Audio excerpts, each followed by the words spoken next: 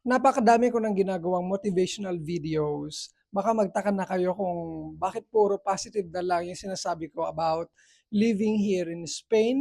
Well, ang gagawin naman natin dito sa video na 'to para maiba naman siya, pag-usapan naman natin yung mga bagay-bagay na hindi ko naman sinasabing negative, pero siguro yung mga bagay na parang hindi ko masyadong, gusto, dito sa Spain. Dahil siguro magkakaiba tayo ng kultura, eto na yung kinagisnan nila. Maaaring sa atin iba yung pagtanggap natin, pag-take natin 'no, sa mga bagay-bagay na ito, pero sa kanila siguro normal na dahil, ito nga yung kanilang, nakagawian. Well, by the way, for me wala namang perfect na culture, wala namang perfect na bansa or yung community or society. Talagang meron lang sigurong bagay-bagay na siguro baka hindi natin ma-appreciate, hindi natin, maintindihan kung bakit ganito yung nangyayari sa kapaligiran. Anyways, welcome to my channel, Nathaniel Travels. And ito nga yung pag-usapan natin sa video na to. Para magkaroon naman kayo ng idea bago kayo pumunta dito sa Spain or kahit na baguhan pa lang kayo dito sa Spain, para hindi kayo masyadong ma-shock, no? Hindi kayo masyadong mag-expect at ating isa-isahin. Unang-una nating pag-usapan ay ang customer service. Dito sa Spain, parang sa akin lang personally at siguro yung experience ng aking mga kaibigan, hindi mo nakukuha yung customer service na ine-expect mo. Kasi dahil siguro sa Pilipinas, iba yung level. For example, sa mga mall, sa mga restaurant, hotel, dito iba.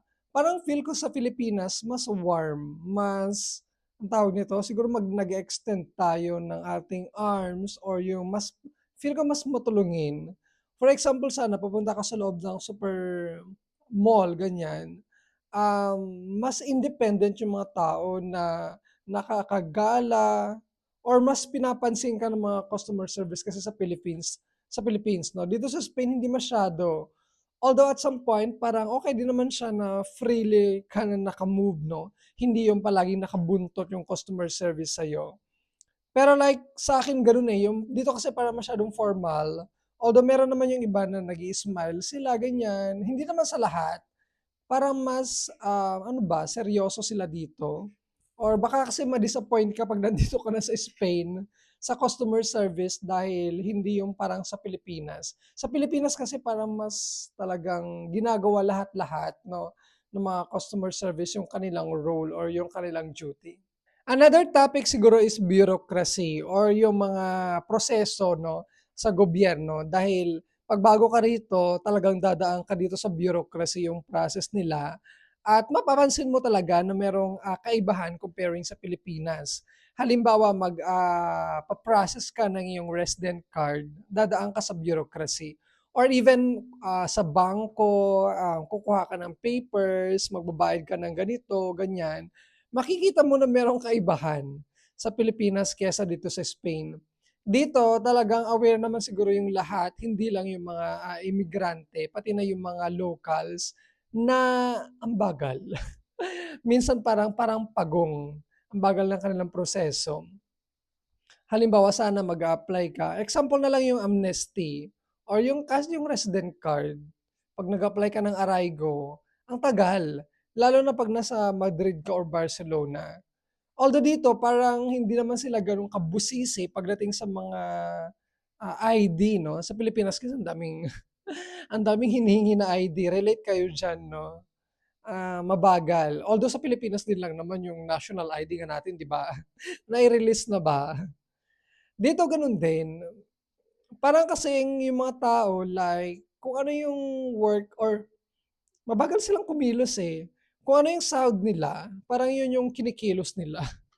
Kung mababa yung kanilang sahod, mas mabagal silang kumilos 'no.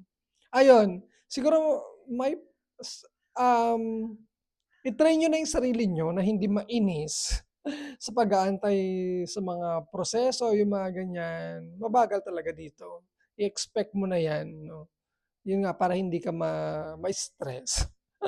Like for example, 'pag kukuha ka ng mga appointment or yung tinatawag nila dito na sita, ang tagal.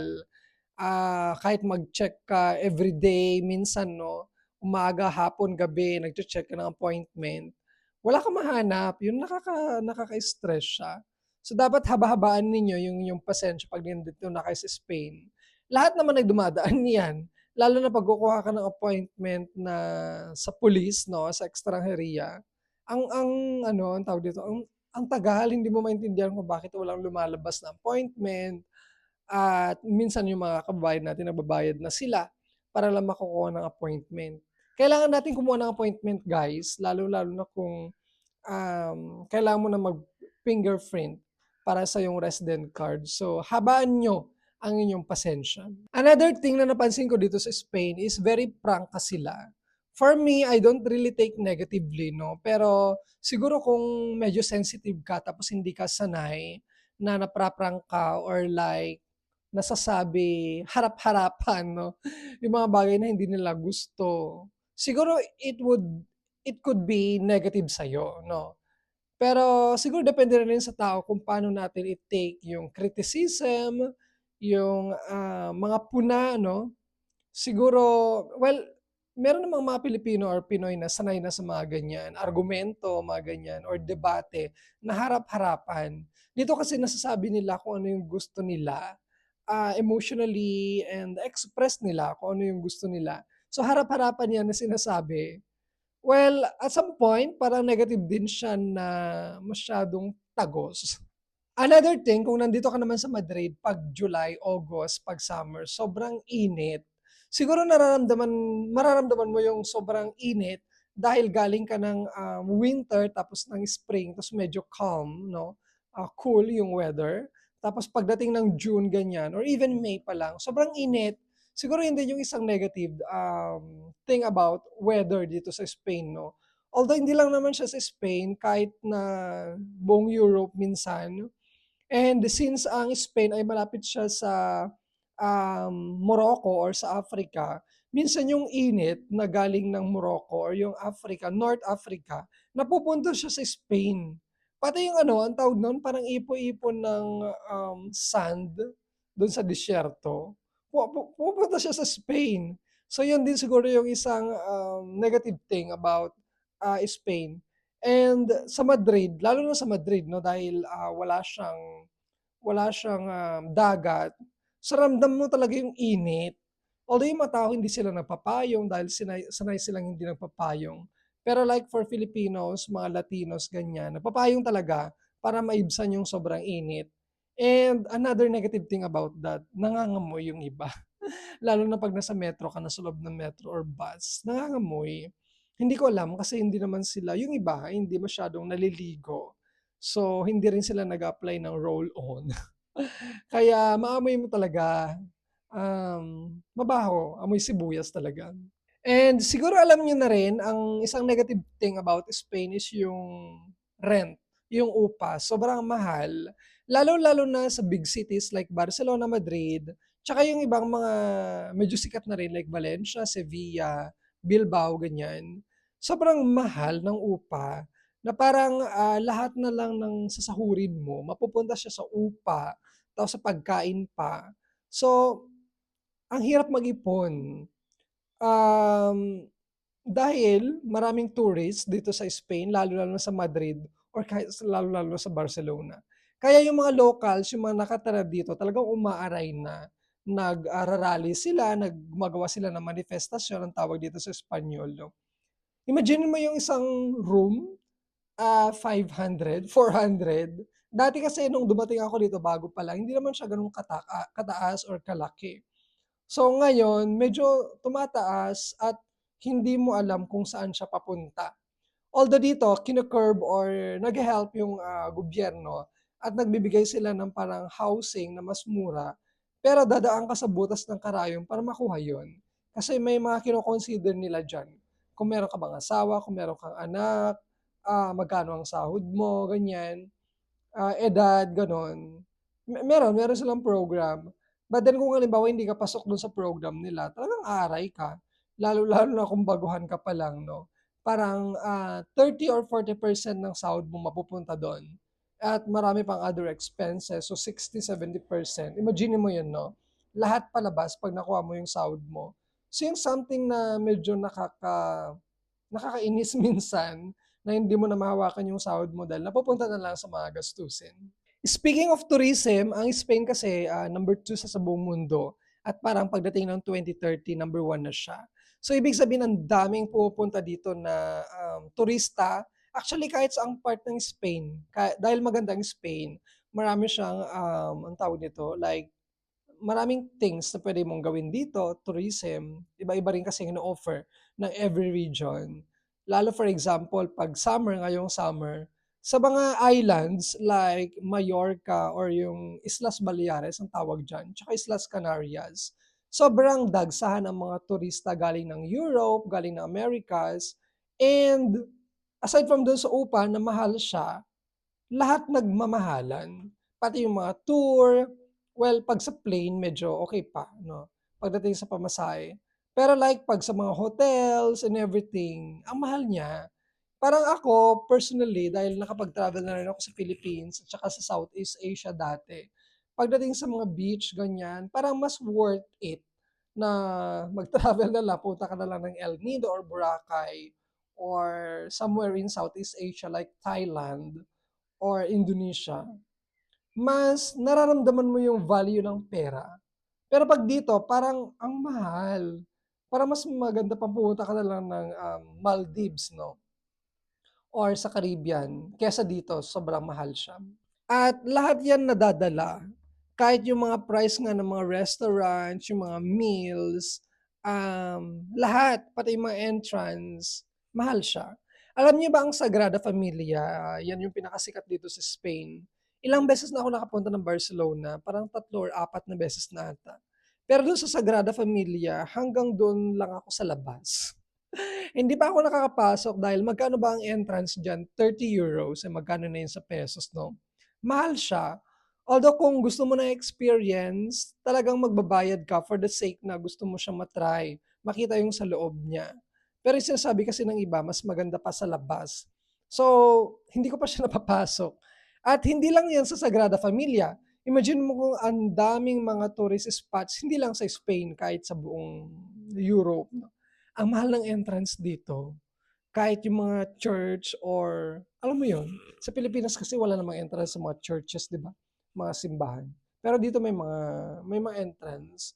So at some point parang madi-disappoint ka na pumasok sa simbahan dahil meron siyang entrance. Eh, gusto mo lang naman siyang makita or mag-pray 'no? Pero may entrance siya. So parang kung hindi ka sanay na magbayad sa mga simbahan, bakit siya may entrance? Eh, ang Sagrada Familia simbahan naman siya 'no or basilika. So sana for Catholic man lang, puwede man lang siyang puntahan 'no, for free inside kahit mga hindi ko lang alam sa mass kung libre ang pasukin ang La Sagrada Familia. Tapos kung nasa public places ka at let's say for example, anong tawag dito, mainit tapos inom ka ng inom ng water, mahirap maghanap ng public toilet. Kung nakapunta ka na dito sa Europe, makaka-relate ka diyan. Bibihira yung city na merong free toilet, outside. Although dito naman sa Madrid, meron namang free toilet. For example, sa Parque del Retiro or malapit sa Cibeles, merong mga free toilet. Pero 'pag nando'n ka sa pinakasentro, like for example, sa Puerta del Sol, sa Almudena may free toilet do'n. Sa mga ibang places, wala kang makikitang free toilet or yung kahit na mobile toilet. Meron din sa Madrid pero hindi siya gano'n kadami. Pero 'pag Paris or mga ano ba, Roma, yung mga ganyan, Barcelona, parang wala kang mahanap. So ang gagawin mo, pupunta ka ng, anong tawag dito, mga McDonald's, ganyan, mga fast food or puwede kang pumunta sa mga bar, sa mga restaurant, magkape, €2, something like that, or €1 something. Ta's do'n ka makakaihi. So what if kung ihi ka ng ihi, mahirap kasing magtipid ng ihi, alam mo 'yun? Parang sa lahat ng mga city na napuntahan ko dito sa Europe na merong free toilet dun sa pinaka-main street niya, I think Copenhagen sa Denmark. Dun ako na-impress dahil pagdating sa ibang cities, ang hirap maghanap ng free toilet. It's either kailangan mong magbayad or kailangan mong bumili ng kanilang service para lang makaihi. Eh, ayoko magtipid ng ihi kasi masakit, mahirap mag-concentrate, maglakad 'pag nahihi ka na. At siguro aware din kayo about pickpockets, yes. lalo na sa mga crowded area, meron po talagang pickpockets. Personally, hindi ko pa siya na-experience at knock on the wood naman na sana hindi natin 'yan ma-experience. Pero meron akong kaibigan kasi like one time sa Madrid naglalakad kaming ganyan. It's along Chueca yung pinaka-gay district ng, Madrid and dumaan kami ng Puerta del Sol, ng Gran Via, eh, ang daming tao do'n. Gabi yun, eh, siguro mga 7 or 8 ng gabi or 9. And then kuwentuhan kami, lakad dito, lakad diyan. And then napansin namin na yung kanyang, tawag dito, parang leather jacket na laslas ba yung term dun? Nalaslas siya. Sabi ko, "Oh my God!" Na-shock kami ng konti. Although siya naman wala namang nakuha sa kanya, wala namang phone doon or valuable items 'no or money. Pero like nakaka-curious lang kung paano nila nagawa na laslasin yung parang, pocket part ng kanyang, leather jacket. So medyo nainis siya dun sa part na, mahal kasi yung leather jacket niya. Parang binili pa niya ang kanyang leather jacket sa Italy and it cost like €150 or 200 ata. Maganda talaga siya kung siguro, mainit yung mata ng mga kawatan at talagang nakita nila ay mamahalin 'to, itong leather jacket na 'to. Pang-artista ba. Tapos siguro naisip nila, baka may laman dun sa kanyang pocket, so nilaslas siya. So like napaka-interesting na isipin na paano nila nagawa yun kasi magkakadikit kami, siguro mga 5, 6 or 7 kami and then nagawa nila yon in public 'to, So parang nakaka-alarma. And marami naman tayong nakikitang mga videos at stories ng pickpocketing, scamming 'no, around the big cities dito sa Europe. Lalo-lalo na kung makita nila na, tatanga-tanga ka or Asian ka 'no, ganyan. Talagang meron. Meron pa nga dati yung, anong tawag dun, parang cameraman ata or tourist na galing China sa Barcelona. So parang someone was trying to rob camera ata, professional camera. Eh, si kuya kasi na galing ng China, may alam siya sa kung fu, judo, or karate, something like that. So, talagang lumaban siya. Talagang sumikat 'tong video na 'to, pinag-usapan, lumaban yung turista at ayun. So, nahuli nila yung kawatan. And another thing siguro is, alam naman natin na dito sa Spain, free yung healthcare. Lalo-lalo na kung nagbabayad ka ng Social Security. At isang negative side siguro dito na hindi natin alam is yung pagkuha ng appointment. Kasi parang nangyayari, meron kang nakatoka na specialist for you. Let's say sa skin, sa bone, or any medical treatment na kailangan mo. Maganda yung service nila dito, yes, there's no doubt about that. Yung facility resources, yung mga hospital, talagang world class, pang world class siya. Kaso kung may treatment na kakailanganin, matagal yung appointment. Aantay ka talaga. Siguro hindi natin yan na nalalaman or nababasa somewhere else, pero matagal. Mag-aantay ka like months or up to years, mga ganyan. Pero okey naman yung service nila, talagang, quality siya. Pero kung like urhensya or yung emergency, puwede ka naman makakuha ng, service, on the spot or mag-aantay ka ng konti.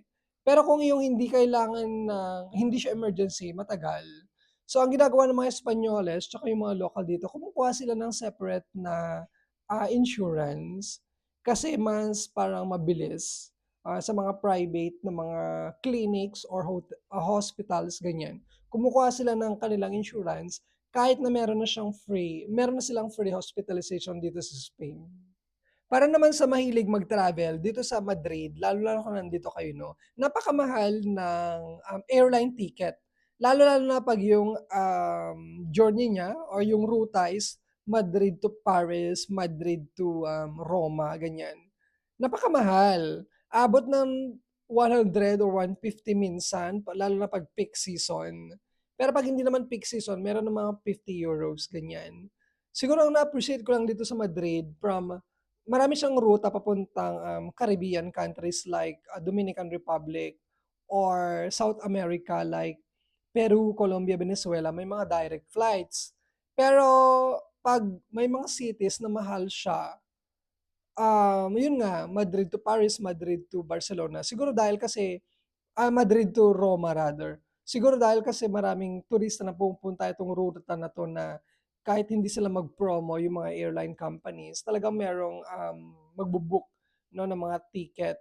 Meron yung mga places na medyo mura, like for example, Madrid to Milan, Madrid to Brussels, Madrid to Switzerland, Madrid to London. Yun yung mga mura. Pero yun nga, karamihan ng mga ruta mahal siya.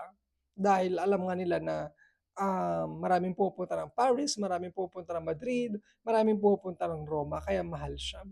Para naman sa mga hindi marunong mag-Espanyol, isang negative thing about Spain, medyo nahihirapan yung iba na maghanap ng work, ng trabaho dahil hindi sila marunong mag-Spanish. Dahil yung mga tao, dahil yung mga tao, mga locals dito, hindi sila masyadong marunong mag-English. Lalo-lalo na minsan 'pag nandun sila sa mga liblib na mga lugar or sa mga provinces. So yun yung isang negative thing about dito sa Spain is yung language barrier. Kung halimbawa marunong silang mag-English naman at minsan, hindi nila ma-express yung kanilang sarili, hindi nila alam yung word na 'to in English, magkakaroon talaga ng misunderstanding. Marami na akong narinig na stories about that at hindi kayo magkaintindihan, eh. 'Pag, hindi ka masyadong, marunong mag-Spanish. So, dapat talaga kahit yung mga basic lang na phrases na ginagamit, daily, dapat alam mo yon para magtagal ka sa work, makahanap ka ng work. Pagdating sa interview, talagang magagamit mo yung Spanish. Tapos in relation ulit sa trabaho, dito kasi sa Spain, karamihan ng ating mga kababayan sa mga bahay sila nagwo-work or restaurant, being katulong or kasambahay ganyan. Pero sana hindi lang natin, i-limit yung ating kakayahan na dito lang tayo sa mga jobs na 'to. Although ako, I'm not against dito sa mga jobs na 'to dahil marangal naman sila. Pero for me, marami pang opportunity. Maraming trabaho na nag-aantay sa construction, sa factory, sa mga office jobs. Ang daming nagtatanong about this no, mga high skill jobs. Meron po talagang mga opportunity, kaso dito normally kailangan nila ng level ng Spanish mo B1 or B2 at yun yung wala sa ating mga Pilipino kaya dun tayo nahihirapan. That's another negative thing talaga na na hindi nagwo-work yung ibang mga companies kung puro English lang. Dapat talaga Spanish para mas wide yung opportunity mo to look for, jobs 'no. Siyempre, tayo yung immigrant dito, tayo yung dayo. So, kailangan natin mag-adjust, hindi sila. Hindi yung language nila ang mag-adjust. Tayo dapat yung, willing na matuto sa pagsasalita ng kanilang lengguwahe.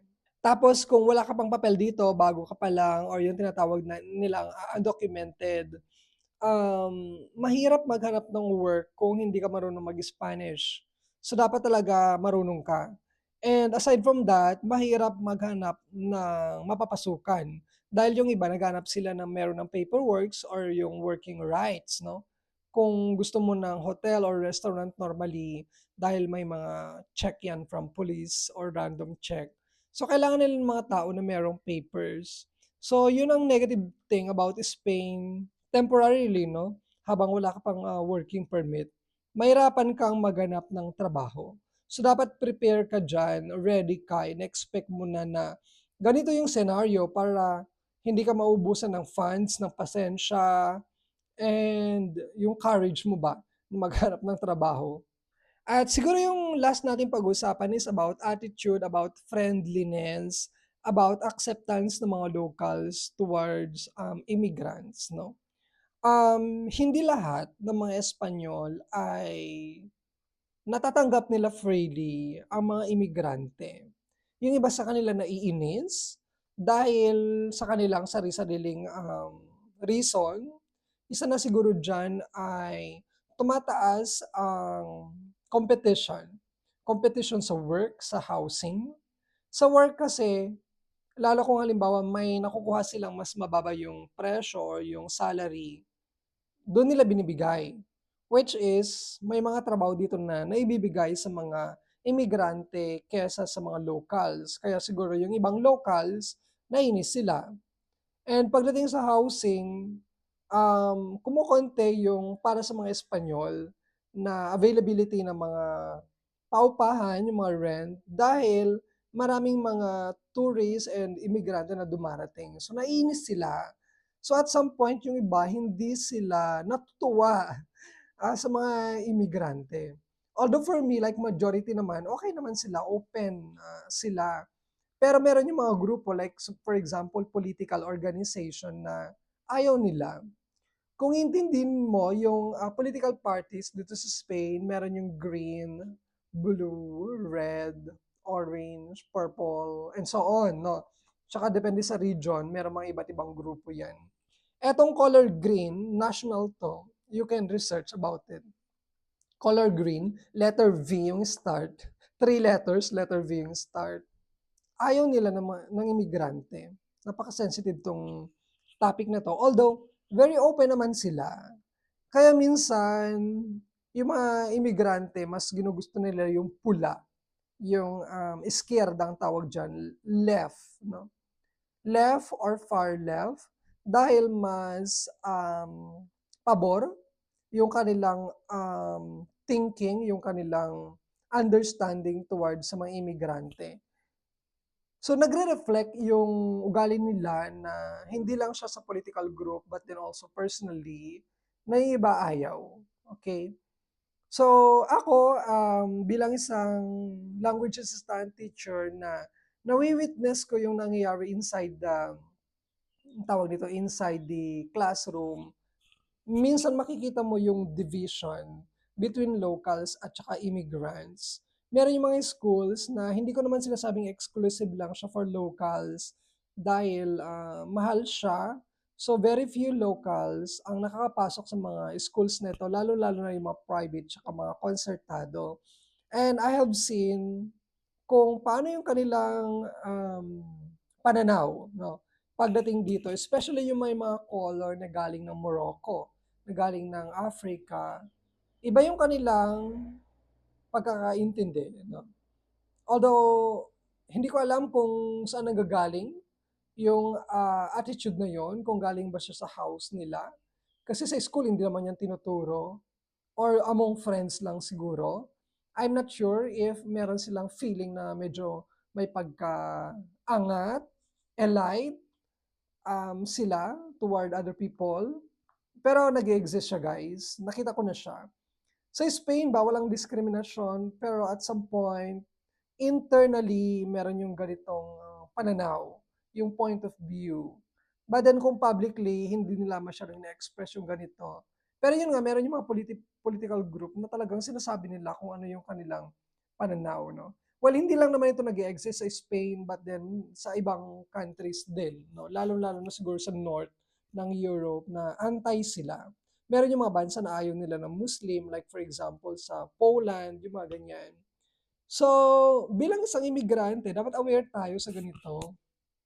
Meron yung effect niya toward us. But in general, Spain is very open. I feel like siguro naman mga 70 or 80% na-accept nila. Nakikita naman siguro nila yung effort, yung contribution ng mga imigrante, lalo-lalo na sa tourism sector, even sa health sector, construction, kahit saan. Kailangan mo lang sigurong i-integrate yung sarili mo para maging parte ka ng society dito sa Spain at mapabilang, no, sa kanila, sa kanilang grupo. So, ayun, I hope na meron kayong napulot sa ating conversation ngayong sa video na to. At alam ko naman na sana nakatulong sa inyo na naging informative para pagdating nyo rito, hindi kayo masyadong mabigla, no, sa mga pangyayari na to. Although, siguro, hindi lang naman sa Spain nag-exist, any part of the world. And bilang tayo yung dayo, tayo yung mag-adjust talaga. Kailangan natin, habaan natin yung ating pasensya, yung respect, yung love. Dapat nandyan siya lagi para chill lang yung ating environment. Ayan. So hanggang dito na lang muna siguro ang video na to, and thank you so much for always supporting my channel, Nathaniel Travels. Don't forget to subscribe sa ating channel na to, at you can share the words sa ating mga kababayan na gusto pumunta rito sa Spain, nagbabalak pumunta rito sa Spain para magkaroon kayo ng information about things about Spain. This has been Nathaniel. Maraming salamat. See you po sa aking mga next videos.